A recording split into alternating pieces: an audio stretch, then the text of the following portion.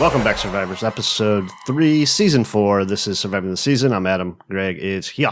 Yo! Welcome back. Welcome back. 2 weeks, I think it's been. We had a little break there for you to do some shoddy construction. Yeah, well, yeah. That's right. Well, I'll let you know in a couple of weeks if it all falls apart. Then we'll find out. But in this case, family came first. Kids were on spring break. I had to get this remodeling job done. I was on a time limit, so took up all my free time. And for that, I apologize. But as much as I love you guys, my family comes before Browns talk, unfortunately. How dare you? Really, nothing has happened for like 2 weeks since. Yeah, we got lucky. Yeah, really nothing happened. And then yesterday was the first day back for off-season programs. We had 2 no-shows, Mr. Duke Johnson and Emmanuel Agba. Yeah, not surprised about the Emmanuel Agba. I think Duke not showing up and then demanding a trade. I don't know. I mean, I don't know what you think, but do you think maybe when the GM opens his mouth and says something that he doesn't need to about a player that makes him feel unwanted, do you think any of that would play into Duke Johnson wanting a trade at this point? Yeah, I do think so 100%. Oh, that's interesting. So all the people that get pissed at me because I go, hey, the GM, John Dorsey, should just, be careful about what he says because it could affect things like that. And then tell me I'm an idiot for thinking that way. This is his plan all along. This is John Dorsey's plan. Yeah, this plan is fantastic. It's now if you wanted to trade Duke Johnson, his value has dropped because he's gone publicly and said that he's demanding a trade. And then I'm reading people on Twitter going, if Duke doesn't want to be here, get him the hell out. He doesn't want to be here because he's made to feel unwelcome. It's almost like if a GM came in and said, we have no real football players here. And then a guy like, Jason McCourty goes, oh, well, we take exception to that. We're out here trying to sit here and say there's no real football players on this team is ridiculous. And then 2 weeks later, he's gone off the team. I don't know. Maybe these things go hand in hand together. I know we can sit there and we can all, praise John Dorsey for getting Beckham, which I do. He's done a fantastic job. But at the same time, it doesn't stop there. It also it keeps going over to the media. And when you say stupid things in the media and you upset your players, guess what they're going to want to do? They're going to want to find a new home. And I don't blame Duke for that. I would be pissed too. If you're going to, and then not only is it John Dorsey, it's other people on Twitter. If you recall, I believe it was Jordan Zerm who called out Duke Johnson, and Duke Johnson had to fire back a response and said, sir, I have never missed a game. I've never complained one time about wanting the ball. And this is the kind of stuff. It starts with the GM. He brings up things he shouldn't. It goes over to the media and it goes into the fans, and then they start bad-mouthing the player. And now it gets to the point where the player goes, I no longer want to be there. It doesn't need to happen. Yeah, it's a little irresponsible. It's not like he was asked questions about it. He didn't have to bring up Duke. If they mentioned Duke, you say no. They did ask him the question. Does this mean Duke's expendable? Oh yeah, that's right. Well, I wouldn't say. Well, but I wouldn't say now. Great answer. Fantastic. I mean, look, man. I'm giving. Why do you even have to start off the show with it? I wanted this to be a happy show. And you did this to me. I wanted to go, hey, man, do you see that press conference yesterday with the 4 horsemen up there? Loved it. Fantastic stuff. Freddie Kitchens, every time Freddie speaks, I mean, I'm all about the brown and orange, right? That's all that matters to me, too, Freddie. I'm part of the team. It's not about me or I. It's about us. All of us, fans included. So you just ruined my day. You ruined the show, Adam, by starting this off with the Duke Johnson talk, because that hits me close to home. I'm a Duke Johnson fan. And then to make this guy feel unwelcomed when he's been underutilized since he's been here. And it's fine. He's just a running back. I understand that. We can easily replace this guy. But he's also, people love to forget how good of a receiving threat this guy actually is. And we don't have another real option like that on this team. Yeah, a little self-inflicted wounds sometimes by Dorsey saying things that he doesn't have to say. Hey, you know what? The Dorsey press conference was the best one yesterday that he's done. That's what I was going to say too. Oh. The press conference, him not being there was incredible. That made the whole thing way better. But hey, seriously, big props to Dorsey getting all this done. I like a lot, all these moves so far. There's some questionable things where you go, that one could have went either way. But overall, the team is ready to win, man.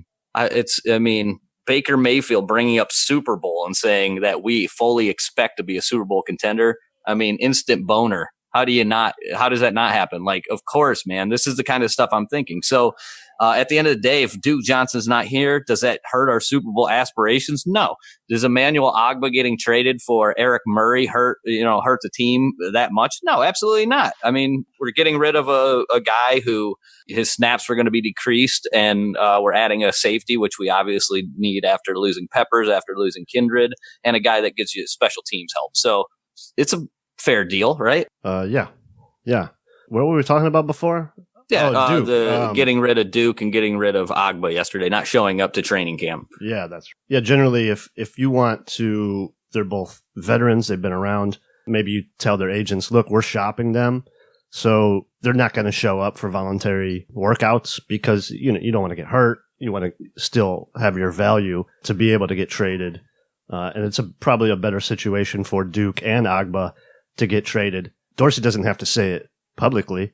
Tell their agents, because you don't want to hit those guys blindside. They've been here for a while, so you can give them that respect, but it never had to be said in the public. Yeah, and who knows? Like, we'll see what they can get for Duke. I don't think they're going to be able to get very much for him, so that's sort of my problem is, like, I know he can add a dimension that you don't have with the other backs.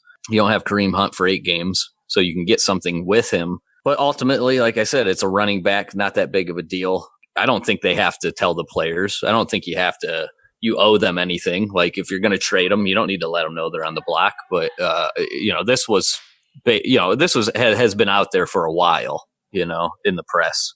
Ogbah was coming. That is probably the one they knew for sure. Maybe they had full intentions of bringing back Duke, and then now it's the ball's in Duke's court where Duke's going, you know what? You guys have been talking about getting rid of me. I don't want to stay somewhere where I'm not wanted. Right. Because he knows, well, I'm only going to get 1 year. They're already talking about getting rid of me now. It's yeah. So I'm not even going to get to play out my contract. Kind of sad to see him go. I also enjoyed Duke's time here. Looks like it's inevitable. You mentioned the move. Ogbah is shipped to KC for Eric Murray, strong safety. We got a little bit of a question. Jeff Mann on Twitter. Jeff. Is Murray a viable starting strong safety, or are the Browns still going to need to bring somebody in? Oh, I think that's without a question. They're going to still be bringing somebody in. I think Murray, you got to remember, Kansas City was terrible on defense. If you look at Murray from like a grading aspect, like, he was average. He was below where Peppers was by all the grading standpoints of Pro Football Focus. 67.5 overall as a safety. So that's slightly above average. 71 run defense, 70 tackling, which is good. That's actually better than Peppers, I believe, and 66.9 in coverage. Now, that's fine, right? But you're not going to be like, okay, we're set there. You don't look at that and go, we're set. We're 100% good. I think 100, I would say without any doubt, they'll be looking in the draft. And I also think that they're going to be looking at one of these other safeties. It could be Trey Boston. The name that's been thrown out there is a kid that played with the Steelers last year who Dorsey knows from his Green Bay, Morgan Burnett. Oh, yeah. He just got cut yesterday, too, I believe. He did. Yeah. He did. So that's another name. Eric Berry. I mean, the one thing we've seen here with Dorsey is he's going after familiar guys. If you notice, it's Green Bay guys, it's Kansas City guys, it's the Bears. And the reason why the Bears have some, are a little bit familiar. Like, well, Cush, for one, I believe Dorsey, he was in Kansas City, or he was somewhere where Dorsey was before. Also, they have, their coach went out there. So they're running that Andy Reid offensive style that Dorsey seems to like so much. So he's looking at those guys. What was the other guy they brought in from the Bears? And we bring in another guy. Yeah, Brian Witzman. He was originally signed by Houston as an undrafted free agent in 2014. He started 20 of his 37 career games in Kansas City in 2016 and 2017, and 7 games he started at right guard for the Bears in 2018. So another dude out of that Kansas City corridor. Yeah, so that's what it looks like to me. I mean, Dorsey wants to get guys that he's familiar with. He's going to drop anybody that he didn't draft that he is, that really hasn't proven themselves to really say, I have a spot 100% on this team. He's going to bring in his guys. He's done that since he's been here, so that we shouldn't be shocked by that. But that's pretty much what I expect, is him to bring in one more guy that he's a little bit familiar with. Trey Boston being with Wilkes last year in Arizona would be a familiar person also. But I don't think this move, Eric Murray, is just about what he does as a safety, because if you look at, he's got really good grades as a special teamer. And we talked about this a lot last year. I mean, this is one of my sticking points from the beginning of the season. We're going to be terrible on special teams because we have no special teams players. I think they've made a real effort to add special teams players this offseason. Yeah, that could be huge. I think even Freddie Kitchens in the press conference alluded that special teams they're not ignoring special teams at all. Yeah, he said that will not happen on my watch. And man, just everything about Freddie. We'll get to Freddie. Let's wrap up these. Jeff, thanks for the question, by the way. Hopefully there's some information there. I believe you said he was a good tackler. Yeah. PFF Chiefs, they put out Eric Murray is the 5th highest graded safety in the AFC West. Well, there is only 4 teams. 1 missed tackle out of 9.1 attempted tackles. So, see, we got the 5th best guy. That's what you know damn well Browns fans are telling their buddies that. Yeah, I saw it. PFF said 5th best. Let's wrap up the rest of the moves. Justin Burris, he is back. Trevon Coley, he signed his exclusive rights deal. Jermaine Whitehead was brought back, and Rashad Higgins is in the building on his restricted free agent tag. Let's talk about Higgins. Where does he fit in now with Beckham, Landry, Callaway, and such? Yes. Now, Higgins he's like that guy that is overachiever. When you look at him and Landry, for that matter, I mean, you look at what they, the kind of the numbers they posted, they're slow. They're not athletic. They really should not be that good, but they both produce when they're out on the field. They're both, catch the ball when it's thrown to them. They're not dropping easy passes. They're, and so that's what Higgins gives you. It's just solid, right? Just reliable. And that's fantastic. But I think, I think the question is going to be, where's Higgins' spot? I think it's going to be firmly at the 4th wide receiver position. I just don't think he's going to be able to match what you can give, what Callaway can give you. Obviously OBJ is our number 1, and Landry's going to be your slot guy. So now you're talking about Higgins on the outside against Callaway. And for my money, it's Antonio Callaway, as long as he continues to improve. Now, Callaway had a few drops last year, but I'm talking about him taking a step forward, getting better, and just the things that he's going to be able to do down the field compared to what you can get from Higgins. I don't think he can match that. So what I would be looking at is he's going to be a reserve guy first. He's going to be the first wide receiver, 4 wide receiver sets. Obviously he'll be in there, but he'll be the guy coming off the bench to spell guys here and there. So I don't think he's going to get a ton of snaps, but if somebody goes down, you have a reliable player there that Baker has a good rapport with. That's the one thing why I think that's why really Higgins had that breakout, is because Baker and Higgins had really good rapport going last year in training camp. If you recall, Hugh Jackson said, Baker's firmly number 2. We can't give him any first team reps. God forbid we give him a first team rep. And so what that meant for him is that he just threw to Higgins nonstop. And we saw that all training camp long. Higgins looked like a superstar because Baker gets him the ball on time, and Higgins is where he's supposed to be, and he catches it. That's what you ask for your 4th wide receiver. So I think that is like a no-brainer for the Browns. You bring him back for what's his money this year? Like $1 million. It's almost nothing, right? Yeah, whatever the original round tag was. Yeah. $2 million something. So, you get him on almost no money, and hopefully Higgins has a good year and can get himself a contract. But I think he's firmly wide receiver 4 in this offense. Yeah, that's probably a good take there. Anything there on Burris, Coley, or Whitehead? I think they're all going to be battling for a position. Yeah, that's for sure. For a roster spot, not just like they're not battling for a starting spot. They're battling for a roster spot at all. Yep. Jermaine Whitehead played a lot of special teams last year, so that's going to be another obvious factor. Bringing these guys in to the 90-man. And out the door, Derek Kindred, Ricardo Lewis, and Howard Wilson. Not my guys? Not my guy. Yeah, definitely some not my guyism going on there. I don't think we should be that shocked by the Howard Wilson one. I mean, the guy has not seen the field.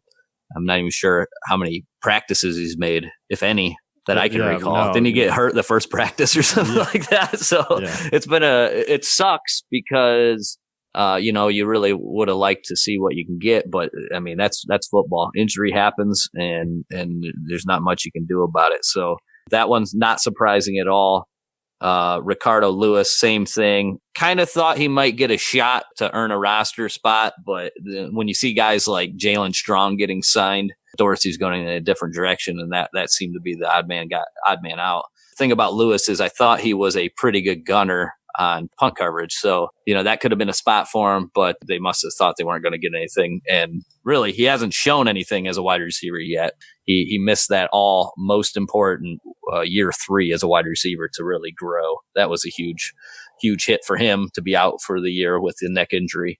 And then the one that is surprising, obviously, is Derek Kindred, from the standpoint that you thought at least he was going to be brought into training camp and have to battle for a roster spot. Now, I was talking with our buddy Josh about that, and he was, after Peppers got traded, and he was saying, well, at least they got Kindred to put in there at strong safety. And then I was like, I don't know, man. Like, I don't think I would trust Kindred full time. And then as we were talking about it, it's kind of the conclusion we came to. And then, so then if you're going, hey, if I don't trust this guy as a full-time starter, what's the point of really keeping this guy on the roster if you think you can do better? That's sort of where I'm at. I think he can give you something. Like I said, I'm surprised he wouldn't be here just through training camp, but ultimately I thought he would have been fighting for his roster spot in the long run. Yeah, that one did seem kind of surprising after Peppers is not here. Yeah. Clearly, Dorsey has other ideas of what he's doing with that spot. And part of it could just be what Wilkes wants to do with his defense. If he's not going to play safeties up in the box and he's going to play more of like a cover 2 and, and wants his safeties to be better coverage guys, you're not going to use Kindred in that role. Right. Yeah. He always up there, like tackles for loss. Kindred was all over him for those couple of years when he was playing up in the box. But yeah, he's not a deep safety. Or if he is, he's not as good as you could replace with. Still a little bit of a surprise. Yeah. Well, we know what's the most important aspect of playing defense is stopping the pass. So if you're bad in coverage as a safety, you're really hamstrung on what you can give to the team. Yeah. After those moves were announced in the morning session, state media came out and reminded everybody that how many guys are left from the Sashi drafts. Not the CBD state media. No. I don't know. Did they mention it? Probably not. No. More of the writers. You mean Daryl? Yeah, Daryl. Mary Kay had she had her list up there. Dude, MKC. Here's the thing. So, and it's like frustrating every time. I mean, the 3 dudes got dropped at different times. So like Kindred got announced, and then there was like, they're running around with their little party, like, oh, this guy, Sashi sucks. And then Lewis got cut. Oh, Sashi sucks. Look at this. He really sucks. And then Howard Wilson, and then Agba got traded, and they blew their stacks. That's the 2016 draft. Like 90% of guys don't get second contracts. You're gonna lose these dudes by just churning the roster anyway. Yes. I mean, go look at 2016 drafts of all kinds of teams. A lot of those dudes aren't on the teams. It's not reflective of anything other than you do have to hit your first and second round picks. Like those got to be hits. Yep. And Corey Coleman was a miss. He's out in New York, trying to reestablish a career. The same scouting and draft crew that was working under Sashi was also working under Dorsey. So whatever you like about last year's draft, that's a lot of the same people that were drafting Kindred, Lewis, Wilson, Agba, a lot of the same groups. Yep. Just a different guy at the top, making the call. I just, at some point, we've got to stop. I mean, the Sashi wars or whatever were always fun, but yeah, I mean, people get moved off of teams. That's the NFL. To be in the league for roster. 3 or 4. What does it say on the little chart that we have? Churn the roster. Yeah, the one that Di Podesta and Sashi had out. That's what they're doing. All the teams churn the roster. You should be constantly, you're keeping players that deserve to be here. If Emmanuel Agba was playing up to what his ability and draft stock was, then he would be around. I think like the thing with Emmanuel Agba is he just didn't get better. He never progressed. And then he was also he dealt with injuries, and then they had him doing things that I don't think they should have had him doing just based out of necessity. I mean, think about year one for Emmanuel Agba. Who got hurt? Was it Desmond Bryant, right? Either he got hurt or he didn't resign. Somebody got hurt, and then he got stuck playing 5-tech. He's playing a defensive lineman in a 3-4 defense. Right. That's not what he's supposed. And he's out of place. He's completely. The whole year is just wasted. They wasted a year with him right there.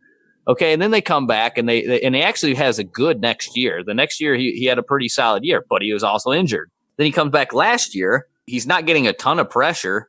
So they go with Jannard Avery, and they're putting him out there, and then they slide Agba inside, and he's getting zero pressure on the inside. He's at least getting more pressure on the outside, so they hamstrung him there by putting him again at the 3-tech, which he shouldn't have been. The only reason they're putting him at 3-tech is because the freaking defensive tackles are so terrible.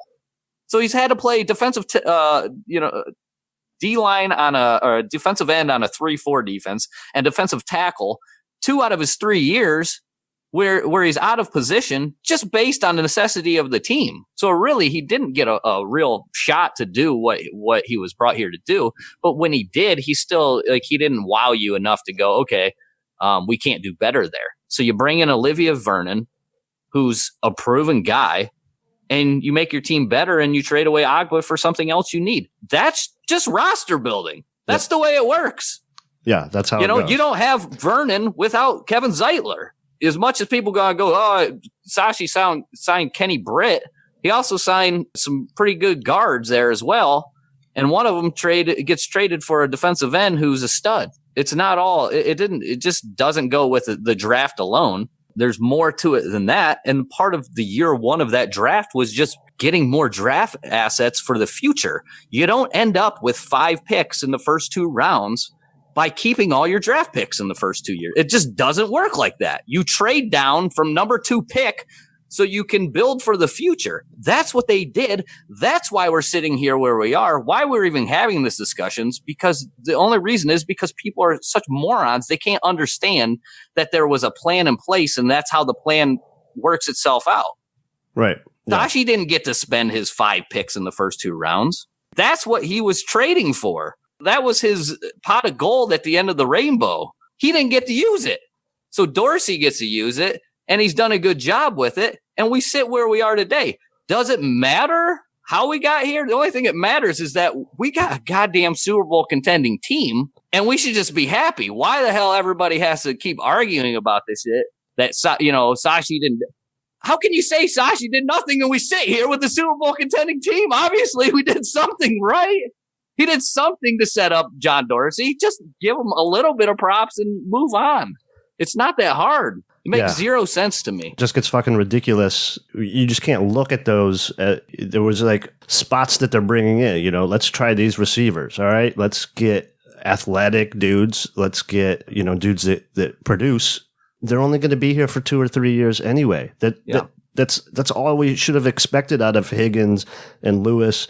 And once in a while, you get lucky, and you get a Schobert that's going to get a second contract. Maybe. The other thing is, it's not John Dorsey's guys. So what do you think? He's going to keep guys that he didn't draft? No, he's going to bring in the guys he wants. It's like Nassoblat. You're telling me Nassob's not better than Chad freaking Thomas? Come on. Right. But he's not going to keep. It's fine. That's what Dorsey's going to do. He's going to continue to do that. And he's also going to get rid of his guys. We've seen that already. So what are you going to do? Oh, he brought in Fells and he only gave him 1 year. He had a 3-year contract. You only gave him 1 year. That's a terrible signing, John Dorsey.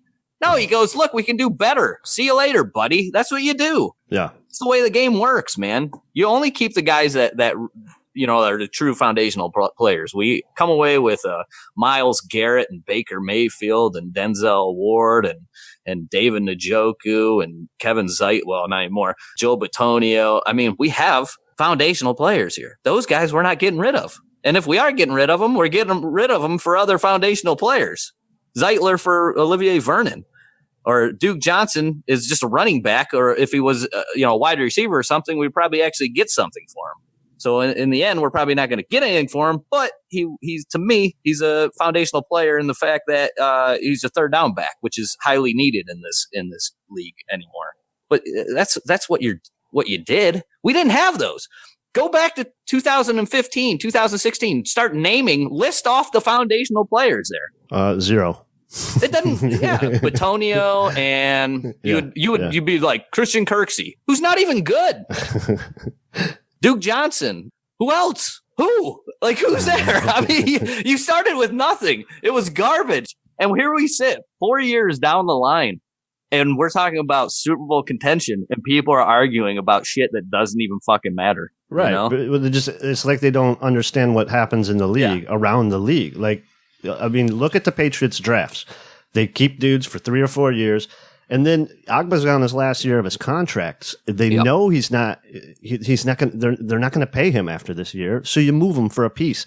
Now, the dude they brought in is also on his last year of his contract. So if he's here, he's here. And then they'll work that out, depending on how he plays or if he develops more. Yeah. It is hard in this league to get a second contract because now you got to get paid. Teams will bring in a young guy that makes $480,000 over paying somebody 5, 6, 7, 8 million if they can get 90% of the production.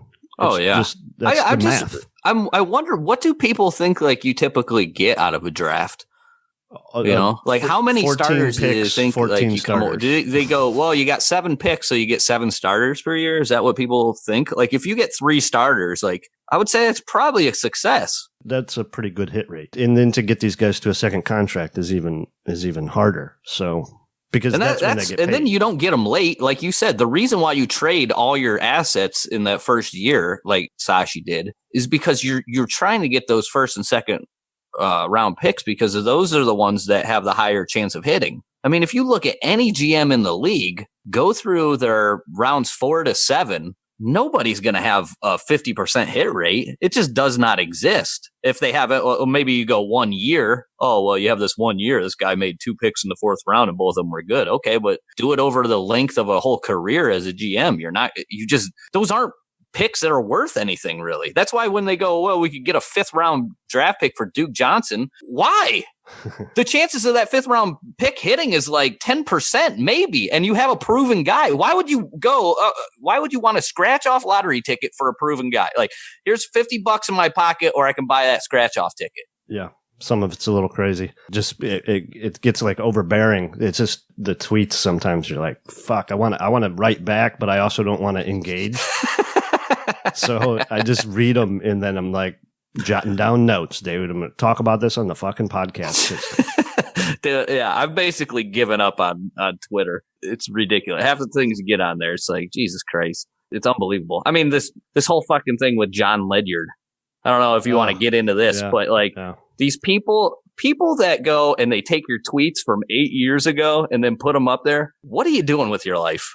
Yeah, Ledyard's on Draft Network. Find a hobby. If you're going to sit there and judge people from what they did in high school and stuff like that, like, give me a break, man. People grow. It's ridiculous. I almost feel like I'm going to start calling out everybody. Here's what so-and-so said. And then they take them out of context. I'm not even speaking about this. I honestly don't even know what his tweets were about or whatever. I'm just saying, like, I see that way too often. People take old people's tweets and they put them up there most of the time they're out of context, and they go, this guy's a piece of shit and this is why. And then you go, dude, it was from 2007. You know, I don't even know if Twitter was around then, but whatever. Like 2013. People could say different things like when I was in high school than what you can say now. That's just the way it worked. You just could. You can't get away. And if Ledyard's going out there and saying whatever he was saying today and you want to judge him on that, fine. But are we going to continue to do this till the end of time? We're just going to look back at everybody's past and judge them on what their past statements were and take it out of context. And like context doesn't matter. Context matters. Right. It matters. That's the most important thing, actually. Because that's the other thing people say. Context doesn't matter. It does. That's the only thing that matters in these cases. Yeah, I think it's just like 7 people on Twitter that are pissed. And then they're like, this dude's having a little bit of success with his network and his podcast. Let's see. Yeah, maybe we should explain who John Ledyard is. Because there's probably a lot of people who have no idea. Yeah, Ledyard is on the Draft Network, and he is co-host of Locked on Draft podcast. Yeah, and I don't know what his tweets were. I didn't get to see it. I just you had mentioned to me like, hey, the mob's out to get him, and you're right. It's like 7 people pissed off, and then most people just go, oh, the dude said something in 2013. Okay, so what? Is that it? Like, and then the guy gets suspended from his job. That's why I'm so happy. Like, we can do and say whatever the fuck we want here because we don't work for anybody. Yeah, we don't owe anybody anything. If you don't want to listen because we say something that you're offended by, okay, so what? Like, it doesn't matter. Yeah. Like, it doesn't matter to like we don't have sponsors, and when money comes into play, now all of a sudden this guy says something that is off color, and then people are going to, hold him against it for 8 years or however long ago he said it. It's like, my God, with something that he supposedly even apologized for in the past. Yeah, profusely apologized for. And then so people are still throwing it at him. It's the second time it's came out, and then they clip these screenshots, dude, and then they bring them up just when you're doing all right.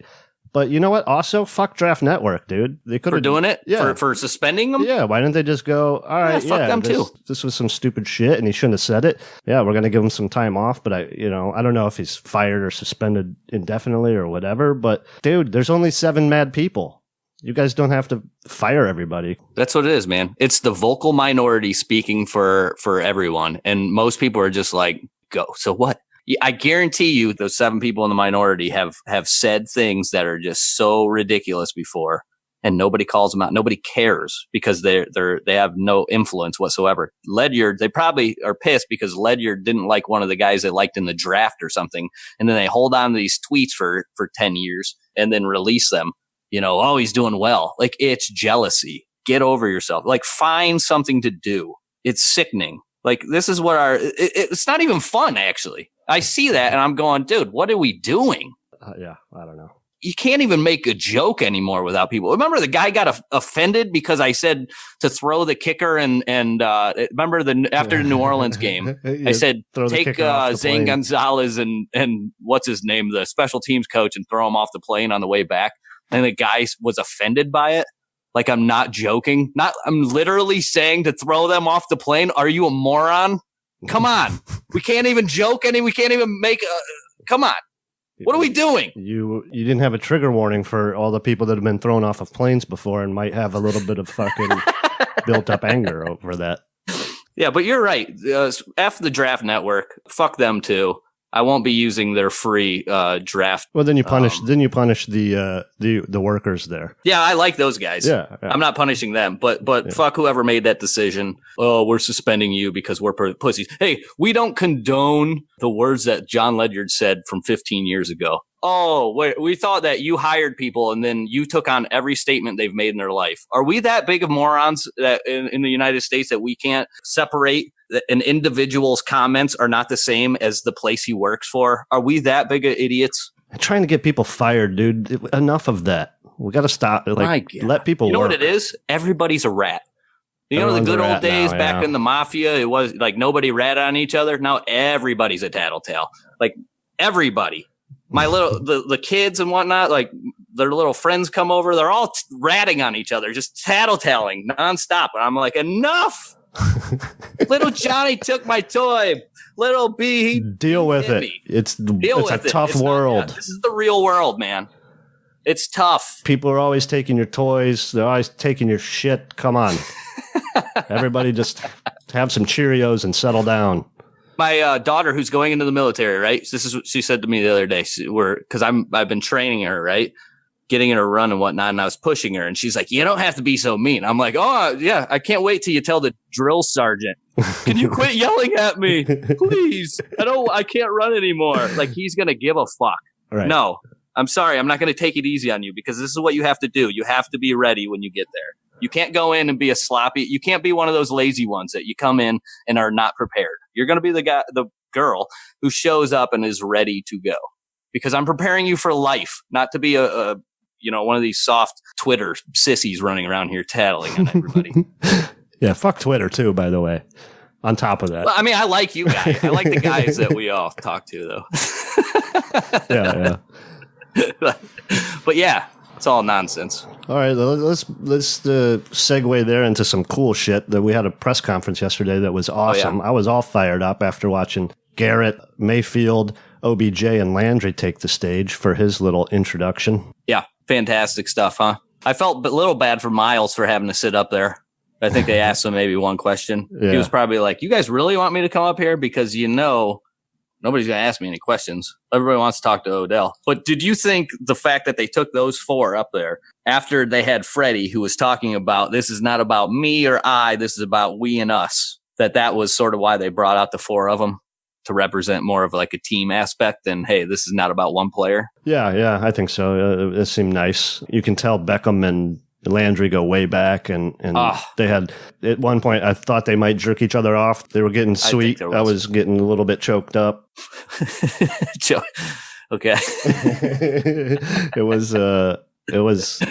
was an interesting thanking each other and giving props to each other mostly. And so, yeah, that goes back to my statement where I say, all right, let me know when Landry actually has some influence on a player. Well, I think this has got some good influence here. Beckham definitely spoke highly of Landry, and Landry the same. I like the fact that Baker's in there mixing it up. Oh, you think you work hard? Okay. Okay. All right. Our guys are talking a lot of trash, man. Like, a lot of people go, "Hey, this is enough of this. I've heard too much talk.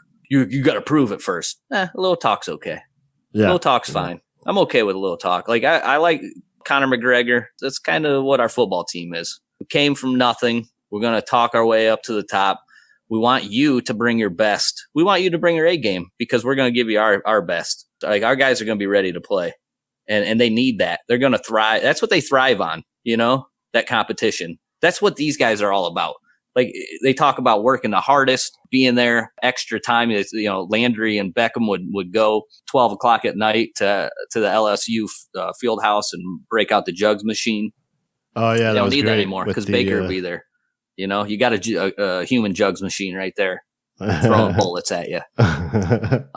But I hope some of that rubs off on a couple of the other guys. When you think back the Hard Knocks and David Njoku, if you recall, when he had a couple of drops in the one practice, Hugh called him out after practice and said, "Hey, you're catching 100 balls on the jugs machine or whatever." And he was like, I don't know if that was out of embarrassment because of him being called out in front of the team, or the fact that he doesn't want to put in the extra work. But that's what you want, right? You want all your guys putting in that extra work. You got two guys like Landry and Beckham who are proven stars in this league that are putting in the extra work. Hopefully that rubs off. Other guys see that. Other guys, all right, hey, we got, maybe the Browns will have to invest in a couple more jugs machine because they're going to have so many wide receivers over there hitting up the jugs machine after practice. That's what I'm hoping for. It's nothing but good for the locker room, likely. Fucking Grossi had to say something about, you guys both want the ball and there's only one ball to go around and all that. And yeah. How can you be teammates? And I think that was when Baker said he's here. I think that shows a lot. That might have been a different question, but Baker kind of like jumped in to say that, and then they said, I'm a team player, blah, blah, blah. But of course, Grossi had to be the one to ask the yeah, question. I figured that was going to be yes. So you got to think there's a lot of guys here on this team like who are going to be. I mean, Nick Chubb's going to get his carries. Duke's probably going to be gone, but then once Hunt comes back, he's going to get his carries. Callaway is going to get some balls. Njoku's going to get some balls. Beckham's. I mean, think about it. There's a lot of playmakers, man, and that's what you need. I mean, that's not a bad thing. But as long as the guys don't have that me first attitude, and I think they gave the right answer there. And then Freddie talked about it numerous times about being a team and being happy for the guys that are in your room. He talked about it's not just the position coach that's happy for you. It's the other guys that are happy when you make a play. That's the kind of attitude you need when you have this kind of star power, because what we do know is offense wins in this league. I mean, you look at the Kansas City Chiefs last year. I looked it up, 39 points a game. You have to score that kind of points. The best teams in the league scored 500 points or more. The best teams in the league. The Browns scored like 360 or something like that. I don't have it in front of me, but not nearly enough. And you bring in a guy like Odell Beckham, just that alone is going to give you enough to put up those more points to get you to 500. We need to be at 500 points by the end of the season. And however we do it, it doesn't matter. But when guys are making touchdowns and you're not the one making the touchdown, you can't be upset about that because you're not the one. So we'll see. I mean, I think that's a fair question, but of course it is Grossy that asks it. Yeah, for sure. I kind of knew it was coming from him. Yeah, I figured somebody would ask that because you got to think. I mean, Beckham's used to having over 100 targets. We know Landry's had a career of every year you're talking about 150 targets. What's going to happen? Like if I'm asking anybody that, it's Landry, but I don't think.